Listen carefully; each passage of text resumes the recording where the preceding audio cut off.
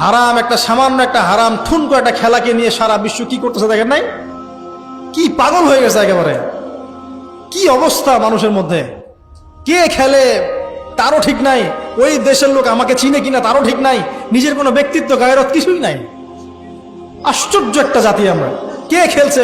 ভাবখানা এমন যে আমরা মনে হয় যুদ্ধ করে কাফেরদের সাথে দ্বীন ইসলাম কায়েম করে ফেলছে একদম, ভাবখানা এমন।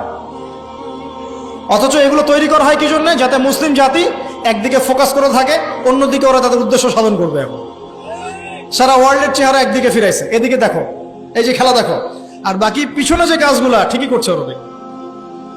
কি কাজ করছে কয়দিন পরে দেখতে পারবো। পাবলিকলি আমি বললাম না, কারণ বললে সব বুঝবেন না আপনারা, আর সব জায়গায় সবকিছু বলতে নাই। ওদের উদ্দেশ্য ওরা কখনো ভুলে যায় নাই। ওরা চাচ্ছে সারা বিশ্বটাকে শাসন করতে এবং মুসলিমদেরকে দমন করতে, এবং আপনাকে খেলতামাশায় ব্যস্ত রেখেছে। লাচো এখন যুবকদের কোনো হিতাহিত জ্ঞান পর্যন্ত চলে গেছে। এখন হিতাহিত জ্ঞান, তোমাকে এইভাবে চুল কাটতে কে বলছে? তোমাকে এইভাবে চুল কাটতে কে বলছে? এদিকে একদম ছিলে রেখে দিচ্ছে, এখানে মাঝখানে উঁচা একটা ময়ূরের মতো রেখে দিচ্ছে। মানে এভাবে চুল কাটতে তোমাকে কে বলছে? কে তোমাকে মেসির ফলো করতে বলছে? তোমার জন্য রাসূল সাল্লাল্লাহু আলাইহি ওয়াসাল্লামের বাবরি চুলের সুন্নত নাই? আজীব একটা ব্যাপার। দাড়ি রাখছো, বিরাট কোহলির মতো দাড়ি রাখছো কেন? রাসূল সাল্লাল্লাহু আলাইহি ওয়াসাল্লামের মতো ছাড়া দাড়ি রাখতে পারো? আশ্চর্য। আমাদের আদর্শ চিন্তা হবে না? নবী সাল্লাল্লাহু আলাইহি ওয়াসাল্লামের মধ্যে এত সুদর্শন হ্যান্ডসাম মানুষ থাকতে আমি কাকে ফলো করব? যুবকদের পুরো মাথাটাকে ব্রেইন ওয়াশ করে ফেলা হয়েছে এখন।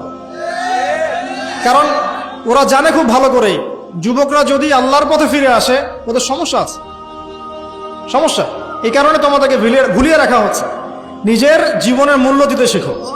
আল্লাহ পাক তোমাদেরকে কি জন্য সৃষ্টি করেছেন এটা বুঝো। শোনো, দুনিয়া যদি চাইতাম আমি অনেক কিছু করতে পারতাম, এই সুযোগ আমার সামনেও ছিল। আমরাও স্বপ্ন দেখেছি এক সময়, পাবলিকলি এটা বলেই ফেলছি। আমরা একসময় স্বপ্ন দেখেছি বাংলাদেশ ক্রিকেট টিমের ওপেনিং ব্যাটসম্যান হব, সবাই আমাকে চিনবে, সবাই আমার পোস্টার লাগাবে ঘরে ঘরে, সবাই আমার কাছে অটোগ্রাফ নিতে আসবে, ছবি তুলবে, ইত্যাদি ইত্যাদি।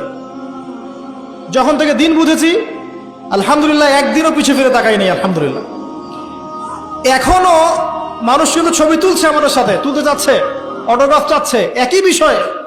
এখন আমি আরো অ্যাভয়েড করছি জিনিসগুলোকে। নিজেকে চিনতে শিখো। আল্লাহ রাব্বুল আলামিন তোমাকে আমাকে সৃষ্টি করেছেন, আল্লাহ পাক আমাদের হাতে এই দিনের বিজয় দেখতে চান। আল্লাহ পাক চান যেন আমরা আল্লাহর দিনটাকে পালন করি, প্রচার করি, প্রসার ঘটাই। ইনশাআল্লাহ এক সময় দিন প্রতিষ্ঠা হবে ইনশাআল্লাহ।